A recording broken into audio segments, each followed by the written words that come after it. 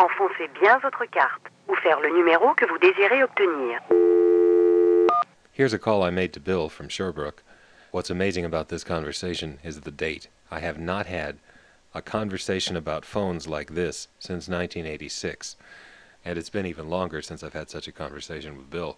But this town in Quebec has a part of the old network in it, and therefore, I'm interested again. The number you are calling does not accept unidentified calls. If you are a solicitor, please hang up now. Otherwise, please enter the 10-digit telephone number you are calling from.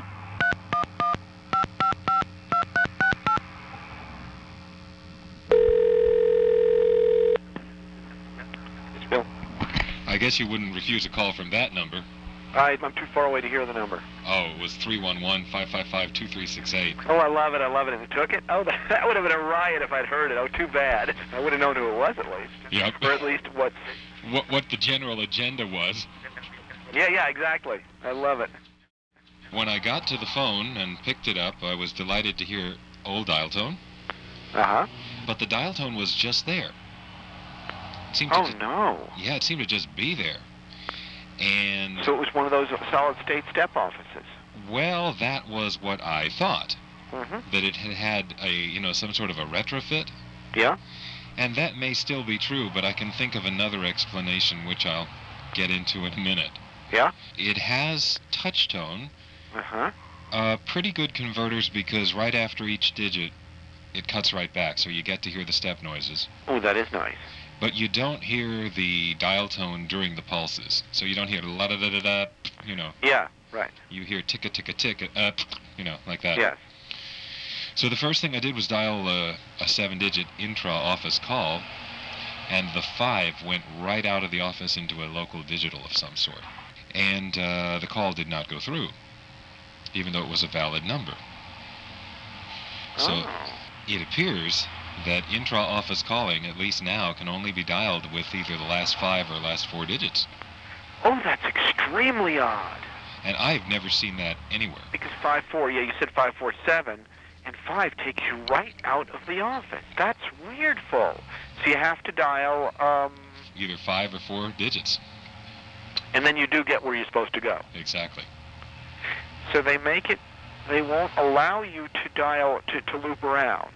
They're not wanting to let you do that. I definitely tried that. I thought, well, maybe it'll tandem through, but no, it did not go. When I dialed the correct 547 number, it did not go out to the digital and back.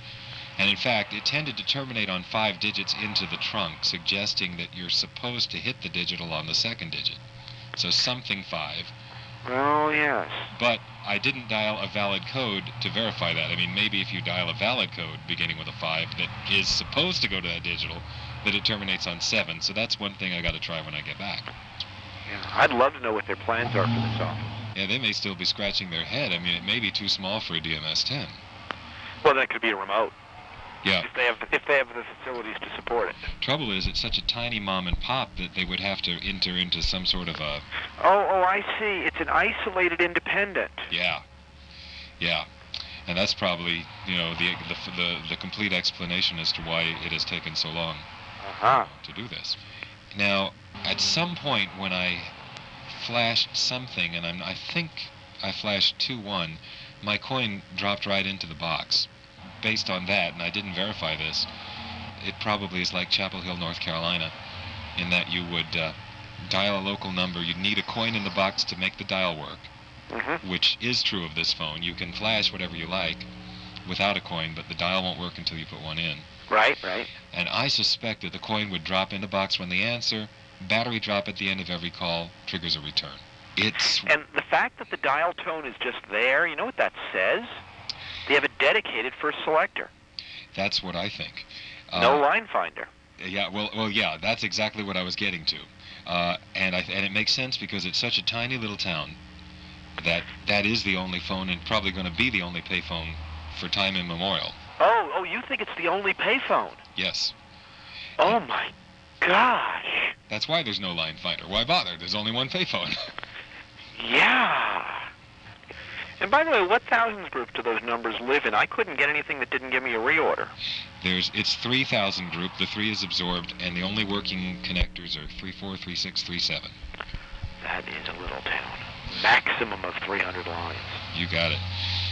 And you can't even have a 3.5.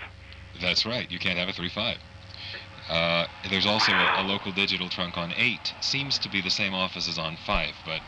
What if it's the same trunks? It's probably the same trunks. They behave the same, but again, I'll know now that I've got some valid codes to try. I'm not that interested, actually, Just a tape of one successful call to the digital will be sufficient for me. I did find a second selector, but really? I don't know what it's for. When I originally found it, I assumed they had more subscribers. Some on the second selector is on the 2 level, and 2.0 and 2.1 go to silence. That silence has sort of the sound when you keep dialing on it. Yeah. It sort of ticks like on an outgoing wire trunk, sort of. Oh. Now beware, because sometimes on coin phones they put pulse repeaters on regardless. Exactly. I never got it to do anything except once it sounded like maybe it went off hook for a second and took my coin. I'm not sure about that. But the fact that it's on 0... Okay, I'll tell you what's on the second selector. You have 2.0 and 2.1 going to silence. You got 6 and 7 going to connector groups, which at the time I assumed was additional connector groups. Well, yeah, because you've dialed 2 and you've cut through. Right. So, this second selector is... But, no, because the 3 is absorbed, which means that 4 and 6... Oh, weird. Yeah, it is weird. Now, see, at the time I was there, I assumed, they've got 3.4, 3.6, 3.700 group, right? And then they have a second selector in order to catch the 2.6 and 2.700 groups. Right. And I assumed they were distinct. But after trying the 2.6 and 2.700 groups from the outside, it became clear that there were not any such thing as that. And that means there are two things I have to check out that I can think of. Number one, the fact that 0 and 1 seemed to go silent. Now, I couldn't really hear well enough to hear whether there was T-carrier noise. I want to make sure that's not a tops trunk. Yeah. Because it might be a tops trunk, and it might be that I didn't dial enough digits into it to make it do anything. Yeah, right. And it might be that if it did do something, all it did was very silently go off. Like, maybe I dialed and dialed and dialed, and it went very silently off hook, waiting for A and I that never came, right? Right, of course. And I said, it's not going to do anything, and I ditched the call. And that would explain why you lost your coin. That one time, it's quite possible. Yeah, you're coming at it from a place it doesn't expect, so it's almost as if 2's putting you possibly... What does 2.5 do? Everything except 01, 6, and 7 went to a reorder, which is what vacant levels do. Yeah, they just go over 11 and...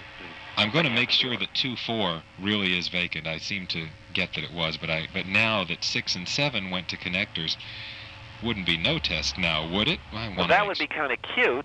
Yes. Generally, they don't ring at, if you connect to a number, they generally will sit there rather than ring, and I assume you got some things to ring. I did get things to ring. They behaved this...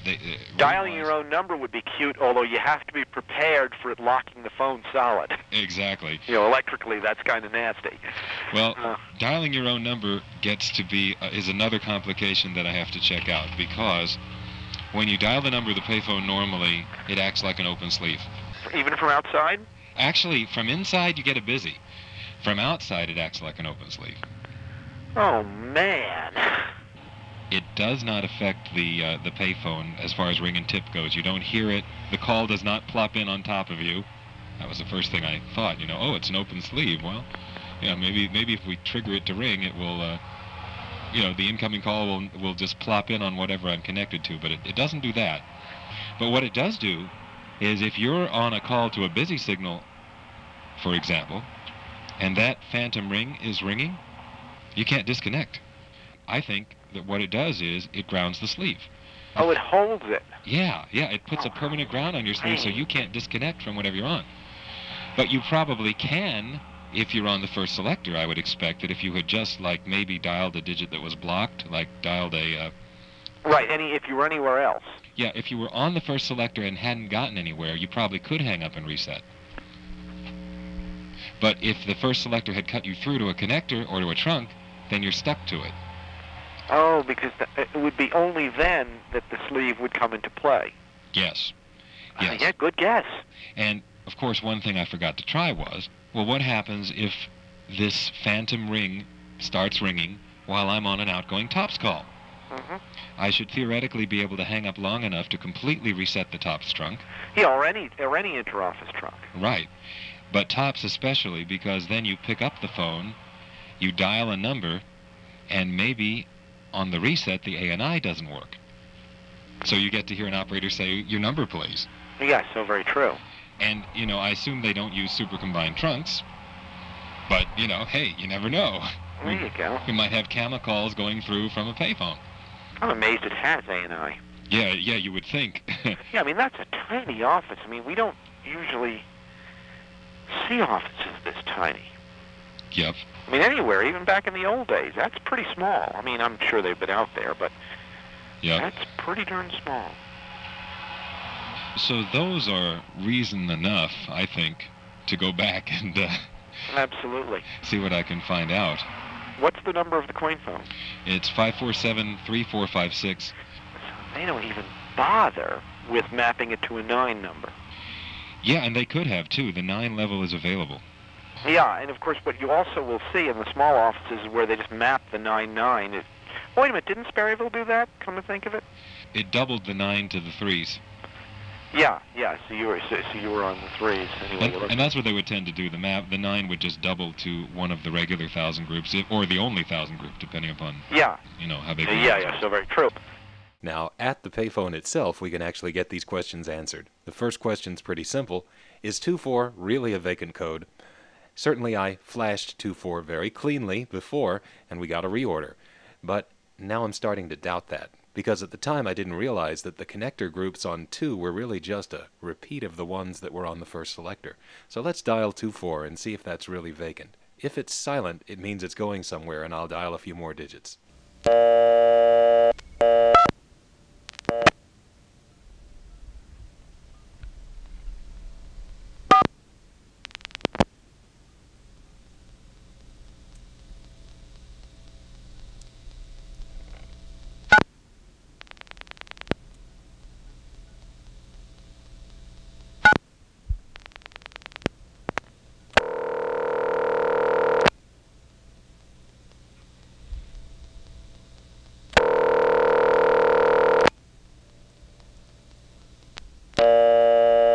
So there's one mystery solved, and it was caused by the fact that when I originally flashed 24, I must have done it a little too slow.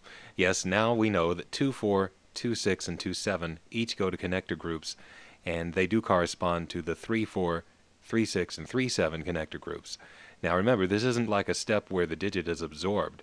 The 2 is actually going to a second selector, so it is taking a different route through the switching train than it would if you dialed the number normally. The question is, why? One possibility was that these connector switches that we get on the 2 selector might be for busy line verification, also called no-test connectors. I just want to make sure that this isn't a way to do that here. Now there's an easy way to find out, without disturbing or intruding upon any customer's line. I'm going to have my friend call 3611, a number which we know goes to intercept. Then I'm going to dial from here 2611. If I'm accessing a no-test connector, I should find myself coming right into my friend's call to the intercept operator. If it's a normal connector, I'll just get a busy signal.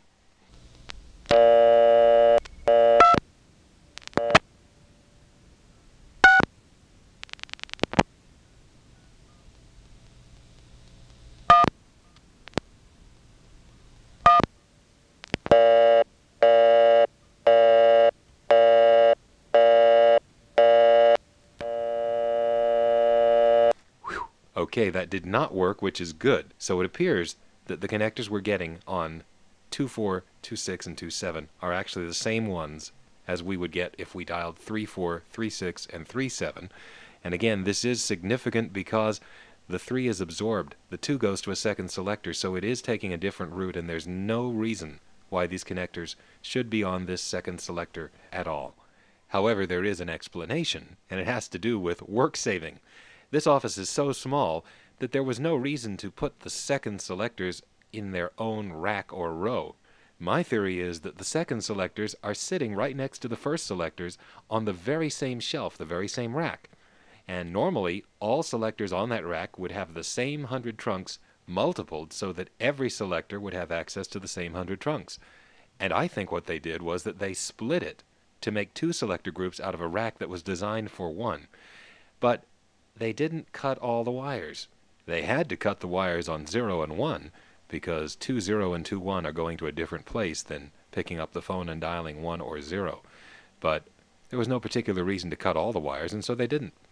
This would only happen in a tiny little office where you're squeezing 2 selector groups onto a rack designed for 1. Anyway, that's my theory. I don't know for a fact because I didn't go in to see the office. And I'm glad I didn't have to ask that question in French. Now, let's find out what the 2-1 code really is. Here's a series of calls that answers the question. First, here's 2-1 flashed without a coin in the box.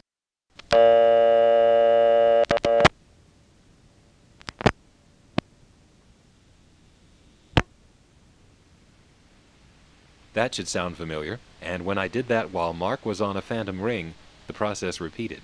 It would go through those clicks every time I tried to disconnect. So what's going on there? Well, I'm going to get real brave and put a quarter in and dial 2-1. Now, the last time I did this, I lost it, but this time it did something different.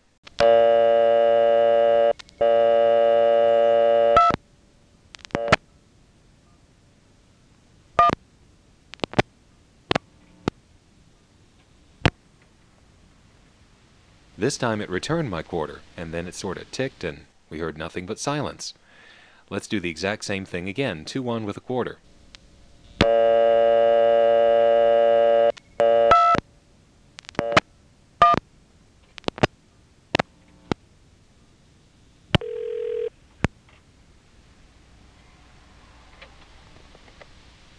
Did you hear that?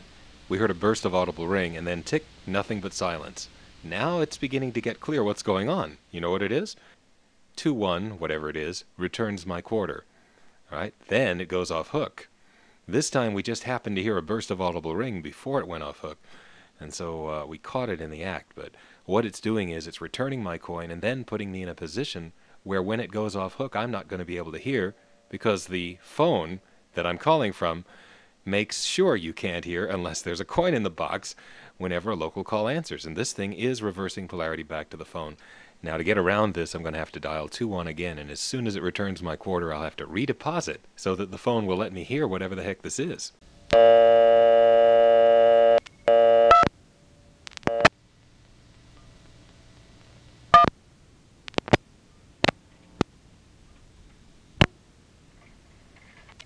Toll-free central, oui, bonjour. Bonjour. Do you have a number for the telephone company in Nantes? Nantes. And what is the name of the telephone company? I don't know. It's a small independent. Okay, hold on, I'm checking. Nantes. Quebec. I don't think so. But I typed Nantes, in my system, and they told me it's Quebec. Oh, they did say Telebec. Yeah. What number do you have? I have a toll-free number here. Do you want that number? That can't be the right number. Thank you anyway. 2-1 is the code for directory assistance. Who would have thunk it? And we never would have heard it if I hadn't redeposited my money. And now we know what that ghostly voice we heard was in one of the earlier times that we tried dialing 2-1. That was the directory assistance operator going way under the attenuation that the phone imposes when you don't have a coin in. Now, that annoying mystery about that nondescript series of ticks that I would get if I dialed this when the phantom ring was up and tried to disconnect and the ticks would repeat, that is caused by the following conditions. The phantom ring grounds the sleeve of my phone line for as long as that ring is up. That prevents me from dropping off of whatever linkage of the local switching train is up. In this case, the 2 selectors, 2-1, are stuck to my line and won't drop. However, when I hang up, the trunk notices it and thinks I've disconnected. When I pick up the phone again, the trunk behaves as if I've just come in as a new caller, and then it repeats the attempted coin return. And so that's what causes that nondescript series of clicks repeating over and over mysteriously. So that solves the mystery of 2-1. 2-0, however, continued to do the same thing no matter what I tried. I even tried some more stuff, and I think it's just an old test circuit that used to do something and now doesn't. Here's one last call to the 2-0, whatever it is. This time I'm flashing it with an unnecessary 3 first. I'm including this call because the relays kind of squeaked funny this time in a way that sounds different from previous calls.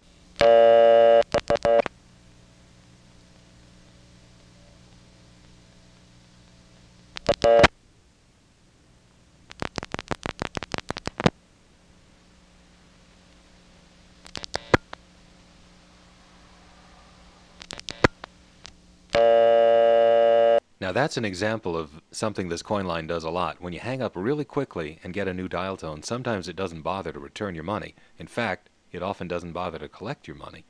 Based on what happened when I first dialed 2-1, I was thinking that maybe Coin Collect worked like Chapel Hill, North Carolina, where it collects your coin when they answer. But that is not the case. Collect is at the end of the call. But you really have to hang up a long time, otherwise you just get a free dial tone to make another local call on. As follows. Here are 3 local calls in a row, all made on the same quarter. The first 2 calls are to an answering machine of some sort that answers with a beep in the local Nantes office. The third call is to one of the digitals, and then we'll take it from there. And the reason it's not collecting my coin in these first 3 calls is I'm not hanging up long enough.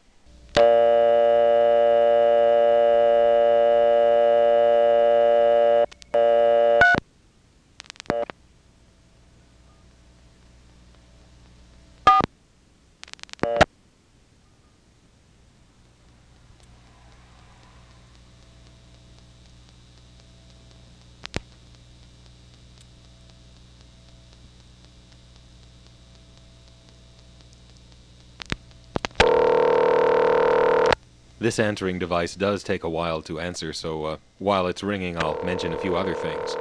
The night before I came back, I sat down with a big map of the eastern townships with Mark on the phone, and we figured out what the prefixes were surrounding this area, and I want to thank Mark for helping me with that research. And as a result, I now know the 3 prefixes that are local to this one. They are all handled out of that digital, and the 3 codes are 652, 583, and 888. Now after this thing answers, I'm going to hang up and redial it without having to put in another coin. And the second time I let it ring, the ring is worth listening to because some changes occur during the ring, indicating other subscribers getting and answering calls.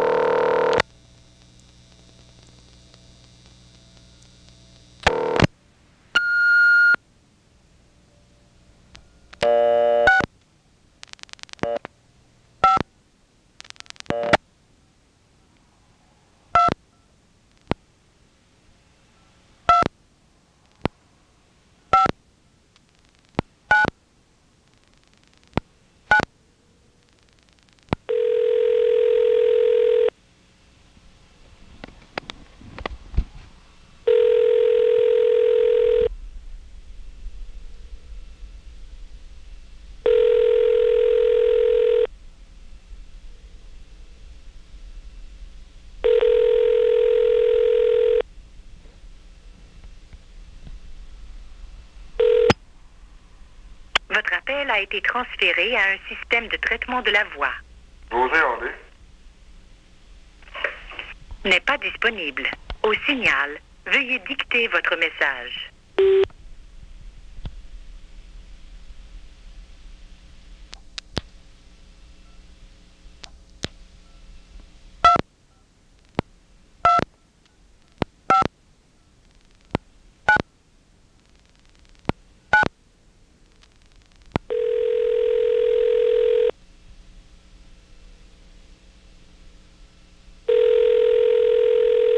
What I did there was to flash and reset the trunk to the digital and redial the last 5 digits, and now we have yet a fourth local call starting to be made on the same quarter. But this is fairly normal for STEP. It was very common to be able to reset the trunk and redial the last 5 or 4 digits or whatever. Those free dial tones that we got before are rather abnormal. Now it's time to hang up and actually get the coin collect sound on tape.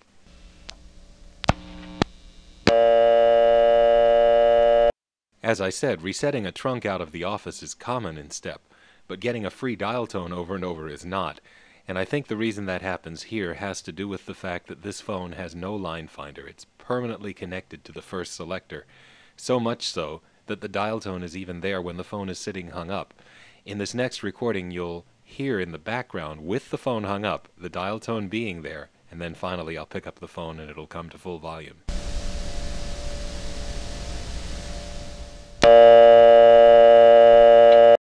Here's a call to long-distance directory assistance going through normally.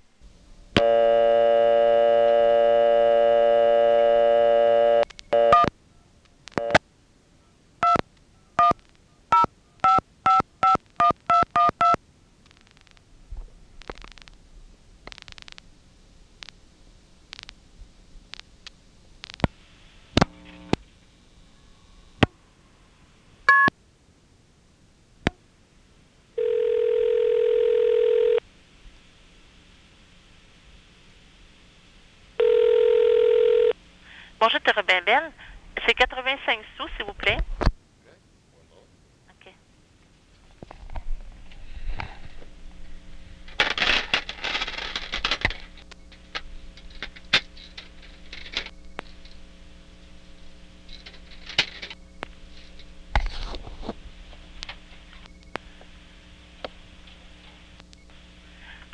Thank you. Have a nice evening.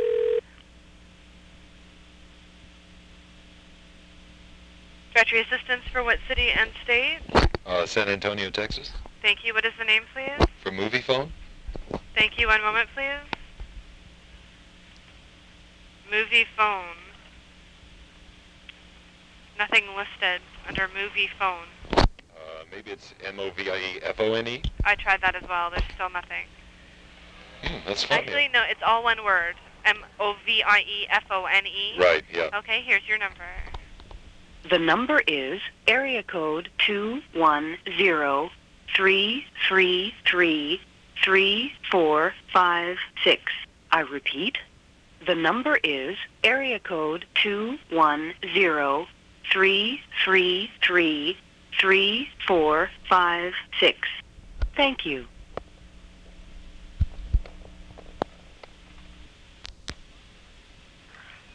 Bonjour. 85 sous, s'il vous plaît. No, I'm finished. Oh, you're finished. I'm sorry. Bye-bye.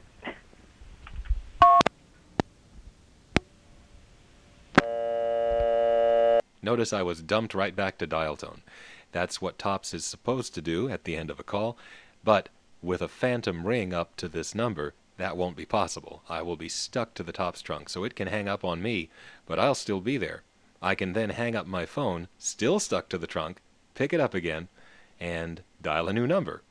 Now at that point, the TOPS trunk is going to soup, waiting for my phone number to be sent forward. However, the automatic number identification will very possibly not happen, because as far as it's concerned, this is one call, not two. And this is one of the things that I really wanted to try. Can I make ANI fail? Well, we're going to find out. First thing I'm going to do is dial a 1-866 number and let the call start to go through. By the time I hang up on my 1-866 call, Mark will have my number ringing in that phantom condition. And so when I pick up the phone, instead of a dial tone, of course, I'll get the TOPS trunk ready to receive a new number. So I'll call directory assistance in 210 again. And what happens then depends on whether ANI fails or not. We possibly will get an operator asking me in French what my number is, and what happens after that is anyone's guess.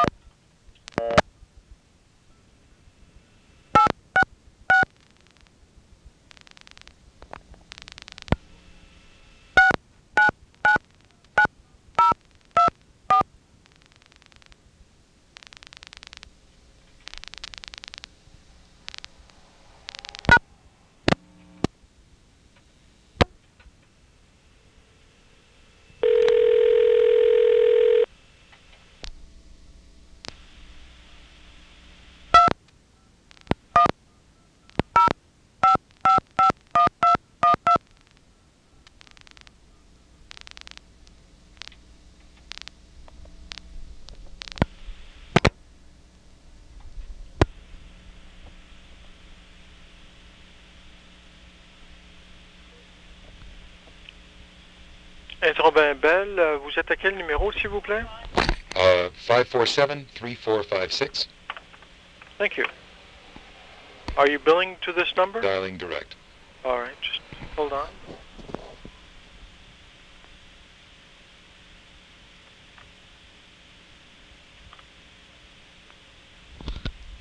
Please hang up. I'll call you right back. Okay. Thank you. And of course, he cannot call me back, as we know. So that was the end of that. I tried this 2 other times with the tape recorder off, and they just didn't know what to do. It's obvious that ANI failure doesn't happen very much, and they just aren't trained to deal with it. I have no idea whether the technology allowed a call to go through. Certainly none of mine did. In any event, this has been an amazing experience for me because of what time it is now. Before I go, one more call.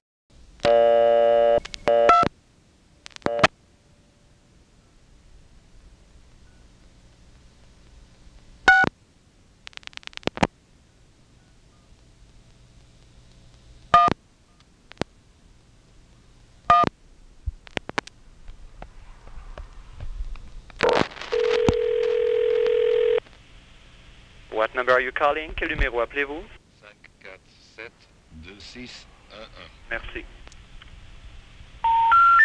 Bell Canada. Il n'y a pas d'abonnés au 5 4 7 2 6 1 1. Je répète, il n'y a pas d'abonnés au 5 4 7 2 6 1 1.